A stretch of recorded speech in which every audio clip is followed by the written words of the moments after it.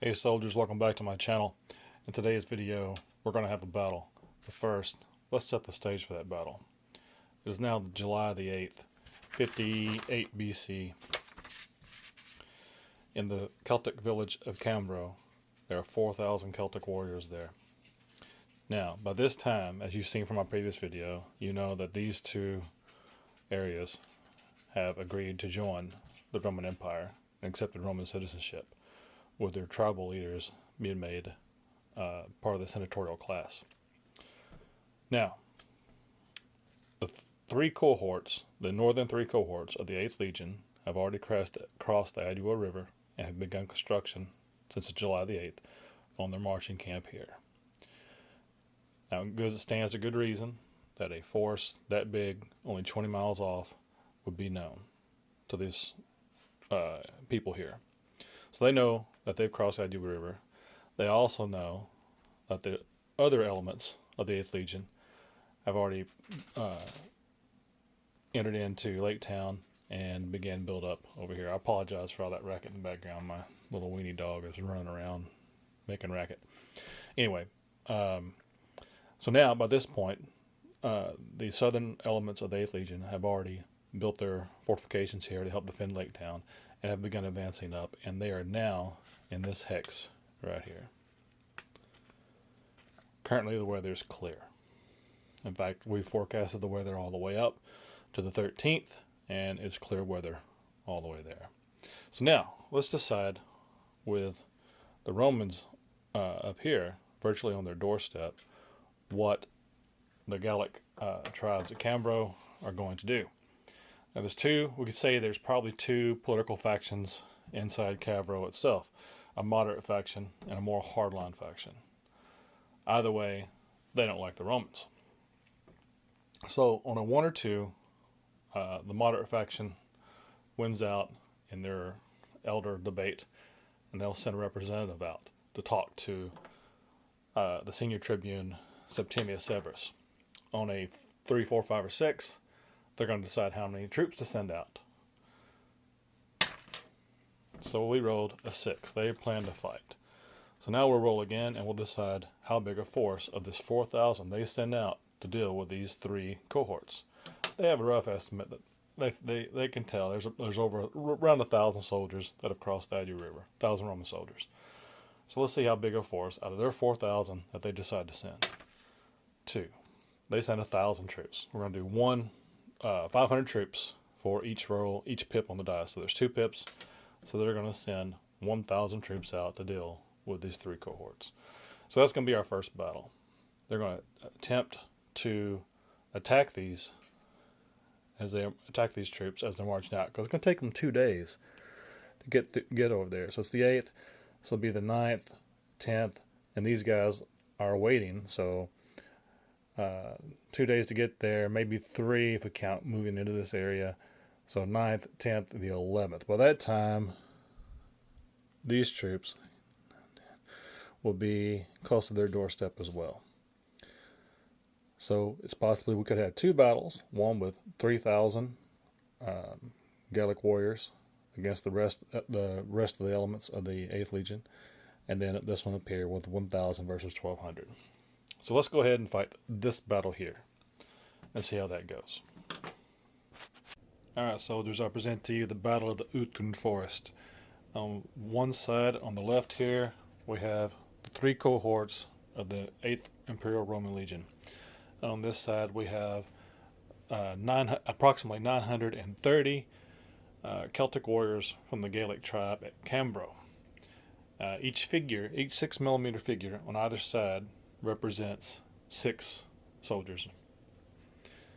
So we have 1,206 Imperial Roman Legionnaires and 930 Gaelic warriors. The terrain on the battlefield you see is woods, including the 2 3D printed pieces. This side, the bottom of the camera here, this is non-playable. Forces will not come to this area. The woods are too thick. The battle will take place on this side of the battlefield, from what you can see. This is the first battle I've ever filmed, so bear with me. as we go through this. The rules we're going to be using today are 1 Hour War Games by Neil Thomas. It's been one of my go-to rule sets since 2015. Everything I experiment with other rules, but I always come back to this. It just seems to scratch that itch for me. So let's get a little quick overview of the troops we have here. With such heavy woods, we have a few archers on the Gallic side, not many, none on the Roman side. What we have over here on the Roman side are Imperial Roman Legionnaires, so they'll count as infantry. We have skirmishers, these three elements, and then cavalry, which is represented by the senior tribune and his cohorts. On the Gallic side, we have these all be classed as infantry, except for these two bases here, which will count as archers. Everything else is infantry, except for the war chief and two more elements of cavalry over there. These are all considered light cavalry in my mind. I'm counting them as light cavalry. With this being supposedly a forested area, mass cavalry isn't going to do very well, or probably wouldn't be existent. So to again quickly summarize, the overall battle is taking place in a forested area. Obviously, this is going to be an area that's a little bit clear, whether it's from forest fire or human deforestation, whatever. These count as woods. No units, whether infantry or cavalry, can enter woods. Not even the archers, but the skirmishers, they can enter the woods, according to the ancient wargame rules from Neil Thomas, found in the 1 Hour War Games book. The Gallic archers cannot move and shoot. No units may pass through another, except skirmishers may pass through friendlies. While the Romans are technically the invaders, they are on the defense because the Gallic force marched out to meet them. For movement, we're going to use centimeters since we're playing on micro scale. The Gallic forces will move first. 12 centimeters for cavalry.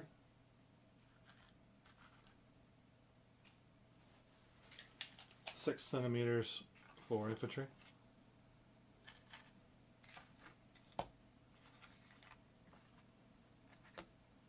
Terrain permitting, of course.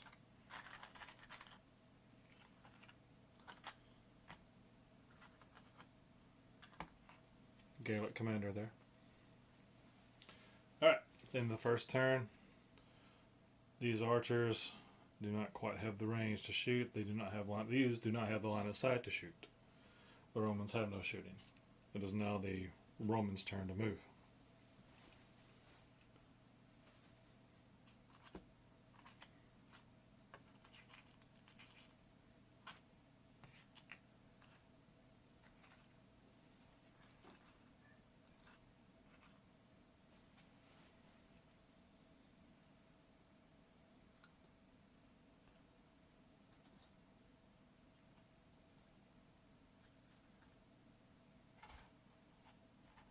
Apologize about the battlefield moving so easily. It's a piece of cardboard.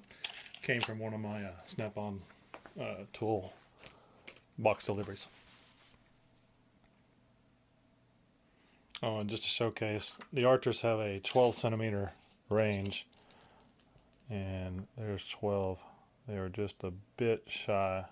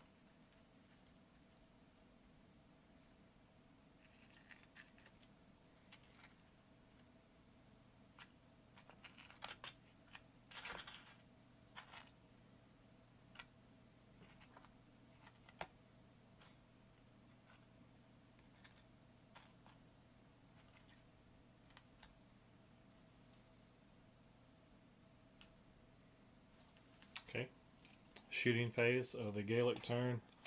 Units cannot move and shoot.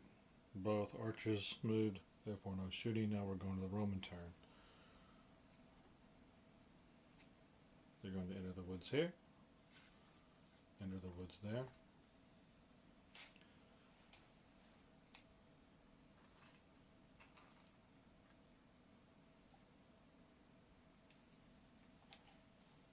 No shooting because they moved. The Roman line will hold, with these skirmishers remaining in position as well.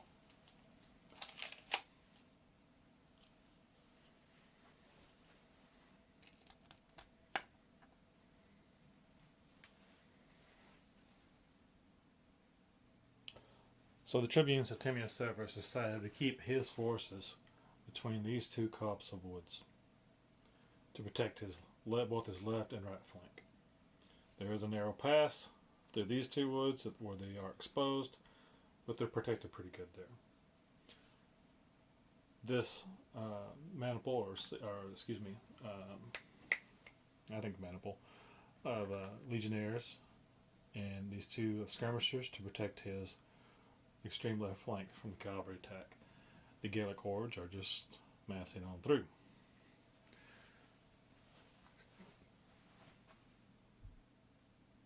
Probably hocked up on their mushrooms and other things that they may have consumed prior to battle to convince the gods and themselves that they are brave.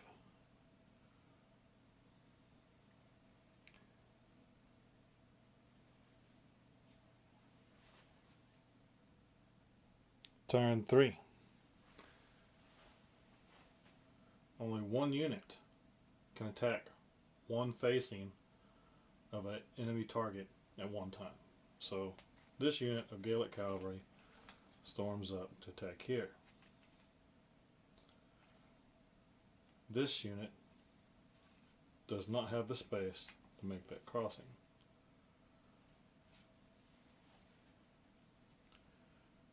We'll resolve that hand-to-hand combat momentarily.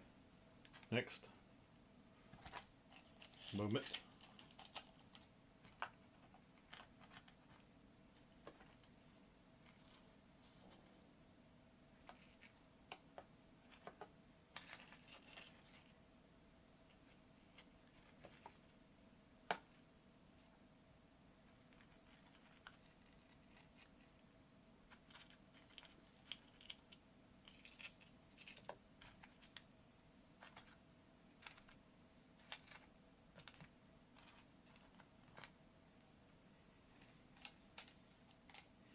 This looks like this is going to be a traffic jam.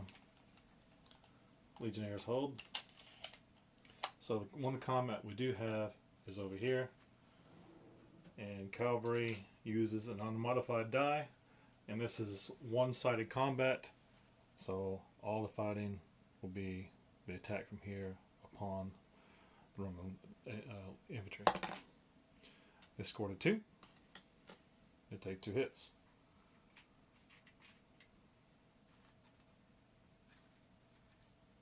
Alright, Roman turn.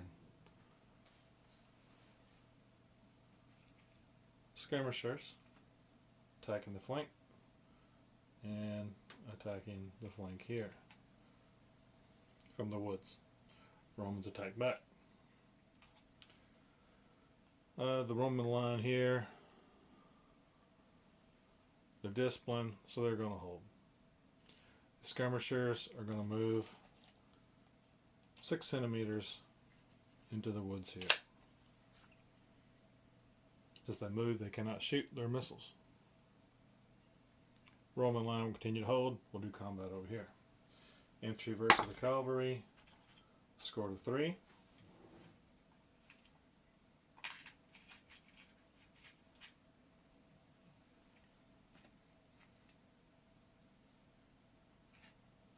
Skirmishers versus the cavalry. So -2, so they did nothing. Skirmishers, I'm attacking this cavalry unit here. A 4, -2, means they did 2 points of damage.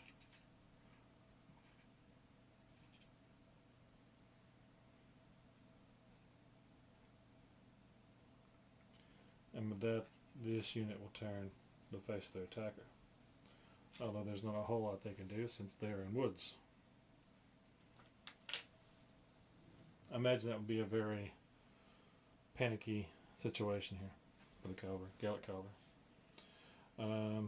That's all that combat. That's the end of this turn. So to summarize, the end of turn 3, we had some skirmishes, hand-to-hand skirmishes over here on the left flank. The die indicates number of hits taken. And in 1 hour war games, each unit can take up to 15 hits before being removed from the battlefield, before they become combat ineffective, or lose morale, or both, and leave. Next turn. Gallic move.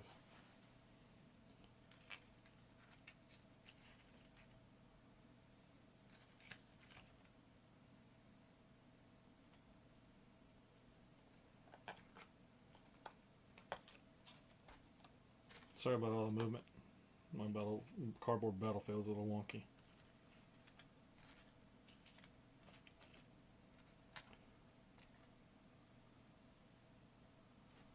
So it looks like the Celts have kind of got themselves crowded up there. Next fight.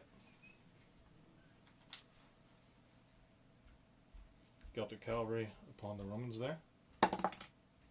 5 hits.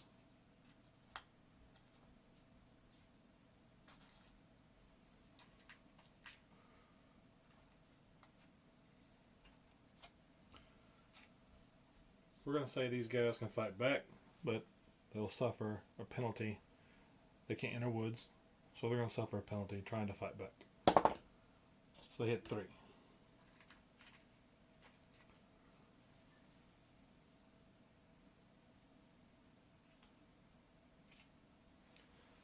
Over here. Ooh, whopping 6 points.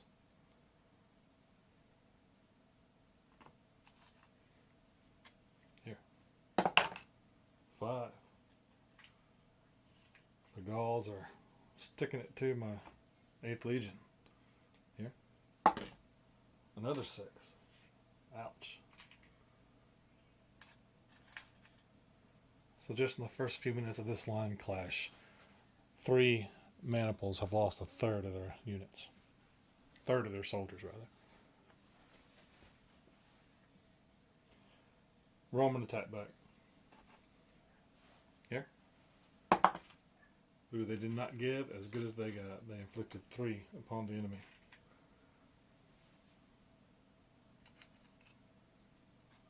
Here.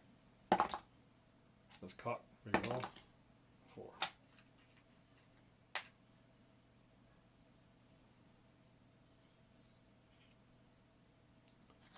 Here.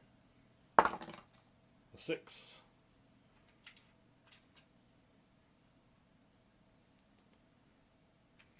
And the skirmishers.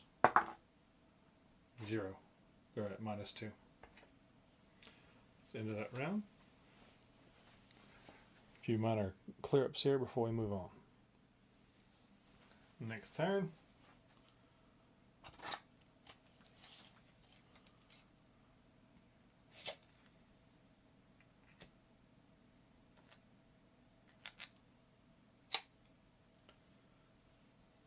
The Gaelic archers were made pretty much ineffective by the way combat played out.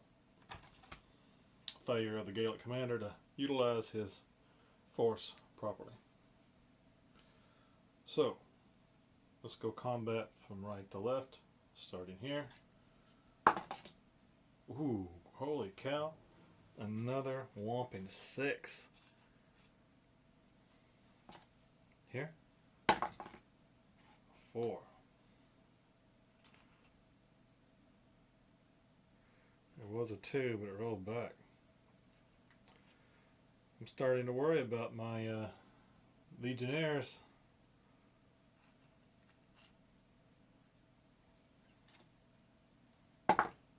Look at that. Another 6. I have to say the Gauls are bringing some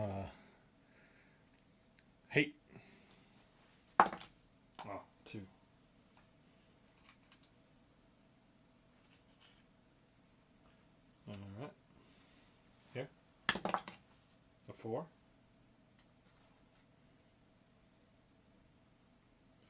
There's some bitter fighting going on in the Urtgen Forest. Here, -2, a 4.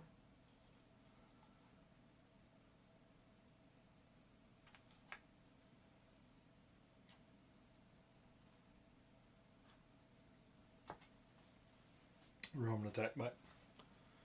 Oh, excuse me, Roman turn to attack. Here. Oh, only a 2. Not giving as good as they're getting. The casualties are starting to take a toll. That's one thing I love about the 1-hour war games. You can just feel the loss when the hits start mounting up. But that was a good attack. They hit 6 points here. Let's add a 2, and we add 4 more. Here. 3. Here. 3.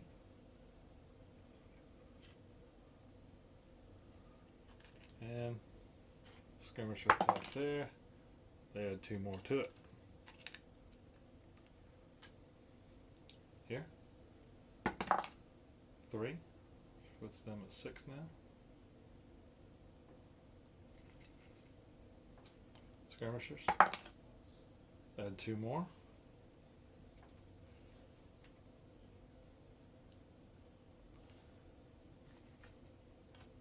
And here. 2 more.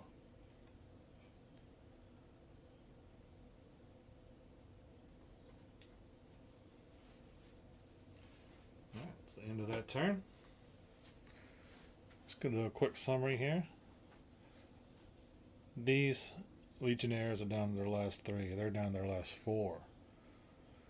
They've taken 6. They've taken 8. No hits there. They've taken 11 hits. It's a bloody affair right now, with more Legionnaires falling than the Gallic forces.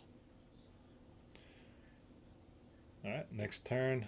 No additional movement needed right now. Gallic attack backs. 5. That was enough to wipe out this unit.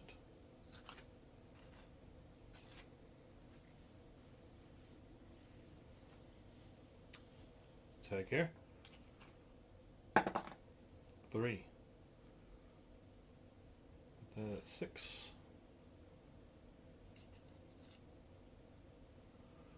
And add 2 more.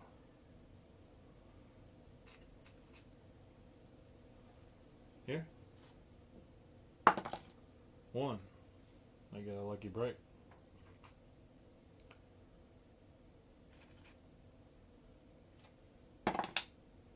Ooh, another lucky break.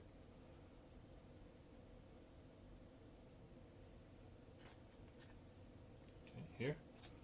A 3. What's that at 6? So 12. 13, 14 hits. Here. Nothing. Alright. Roman turn. Perhaps Septimius will advance over here to reinforce the line with his own cavalry. We'll see. Yes, he does. He made the command decision to come in and fill that gap with his own troops, with his own personal cavalry. And let's see what he does. He does 3. Let's set it 6. And 2 more. Here. 6. What's that at 6? For 12. And then that was 2. So 13, 4. Yep, they're gone. These guys have been taken out.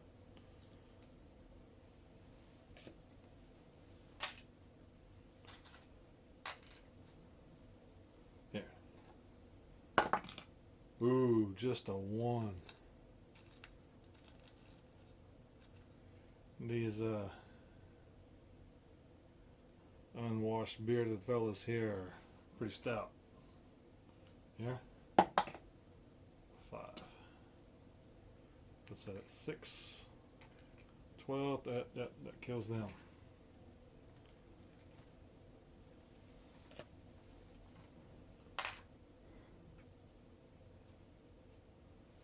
These skirmishers here seem to be pretty instrumental in that.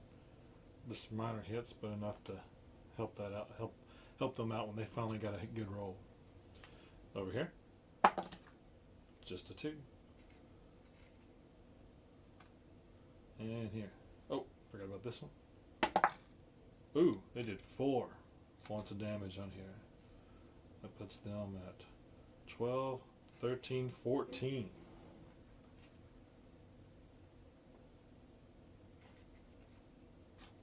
Here, -2. Nothing. Alright. Let's see where we're at right now. 14 points hit there. They're not in bad shape. So now it's the Gallic turn to move. Cavalry is going to move in.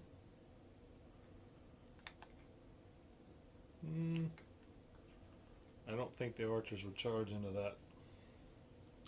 That's the end of the Gallic turn. Gallic movement turn. Now we're on to combat for the Gallic side, because once again, combat is one-sided. Combat fighting here. Oh wow, they rolled a 1.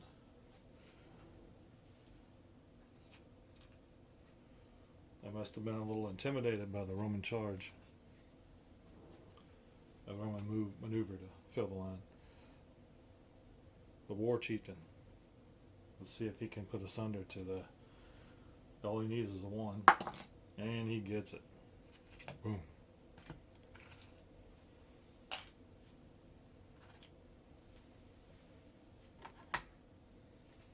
Not looking good for the forces of Septimius Severus. Here. A 3.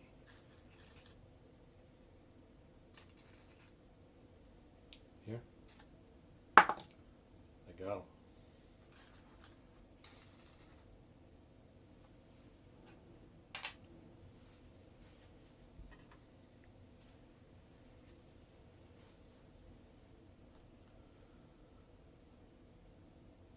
So at this point,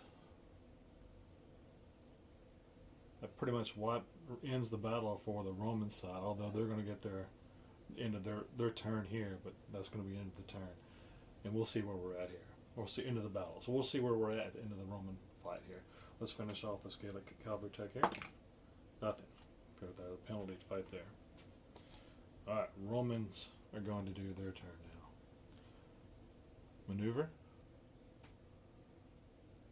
I'm going to say there's no more aggressive maneuver from the Roman side. They've hit their breaking point. They're going to defend. They're going to attack back, but they're not going to do any more aggressive movement. So let's get a look at the combat that we already have in place. So here to there, they did 5. And put them at 13.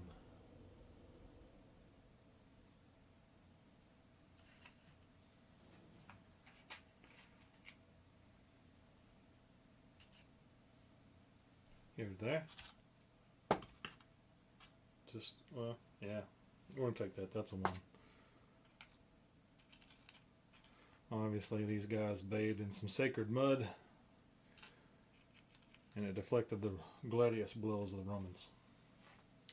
Here. -2. It's 2. That was 4. That'd be enough to kill them. The Gauls lost this cavalry unit here.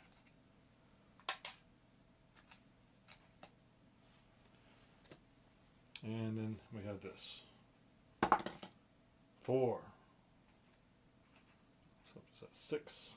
And they get 2 more. Alright, so that's the end of that battle. The Romans are going to flee the battlefield. And since the Gallic forces, 1, 2, 3, 4, 5, 6, 7. They lost about a third of their forces too. They're not going to do any aggressive move to follow after. If they'd lost one less, then these guys would probably be in a lot of trouble. As it is, they can make it back to their marching fort and defend up. They go back in. They're not that far away. They came out to meet the Gauls. They got their butts in a tangle and lost. So the Gauls will probably regroup, but stay there to keep them pinned up. So we'll take a look at the actual casualties per side, see what they were, how we assess killed in action, wounded in action, and missing in action. Alright, so just to wrap up the Battle of the Urtgen Forest. Both sides suffered some good casualties, some serious casualties rather. I have the Battle of the Urtgen Forest right up here. So the Romans, the 3 Roman cohorts lost a total of around 576 men, killed, missing in action, or wounded. 286 of those were killed in action, 154 lightly wounded, and 136 severely wounded, with 45 of those missing in action and are probably prisoners of the Gallic force.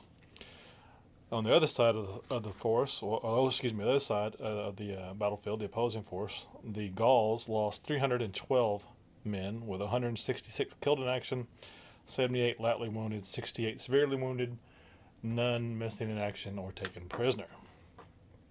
So Septimius Severus, the senior tribune of those 3 Roman cohorts up here, has to decide what to do. The Gauls, losing a third of their force, which is no small number, are backing off a little bit. So does he stay, or does he retreat back across the Adua? With nearly 50% casualties, it's going to be a pretty good chance that he's going to retreat back across the Adua, the Roman territory. So let's see what the die roll says. We're going to say on a 1 or 2, he stays. 3+, he goes back. He goes back. He orders his men to break camp, go back across the Adua River, where they will return to their fort and notify the Legion commander, the legate, who is marching this way. So let's see how long it's going to take for that to happen. So we're looking 1 day just to cross, and then 2, 4, 5. It's a whole solid week just to get back to their camp. If they dispatch a messenger now, messengers can travel light. They can travel 3 hexes per turn, regardless of terrain. So 1, 2, 3, 2, 3.